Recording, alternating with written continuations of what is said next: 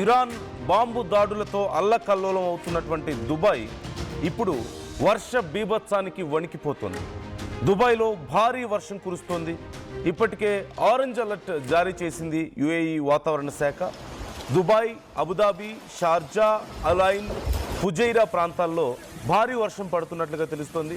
ఈ భారీ వర్షాలతో ఇవాళ దుబాయ్, షార్జాలో స్కూల్స్ కూడా బంద్ అయినట్టుగా సమాచారం ఉంది. షేక్ జాయద్ రోడ్, ఎమిరేట్స్ రోడ్లో భారీగా వరద నీరు చేరినట్లుగా సమాచారం అందుతోంది. దుబాయ్ ఇంటర్నేషనల్ ఎయిర్పోర్ట్లో విమానాల రాకపోకలకు అంతరాయం ఏర్పడింది. భారీ వర్షాల కారణంగా దుబాయ్ సఫారీ పార్క్స్, అలాగే గ్లోబల్ విలేజ్ తాత్కాలికంగా మూసివేశారు. అబుదాబిలో అల్ దఫ్రాలో 52 మిల్లీమీటర్ల వర్షపాతం నమోదైంది. శనివారం వరకు దుబాయ్కి భారీ వర్ష సూచన ఉన్నట్లుగా తెలుస్తోంది. రేపు మరింత తీవ్రమైనటువంటి వర్షం పడే అవకాశం ఉన్నట్లుగా సమాచారం అందుతోంది.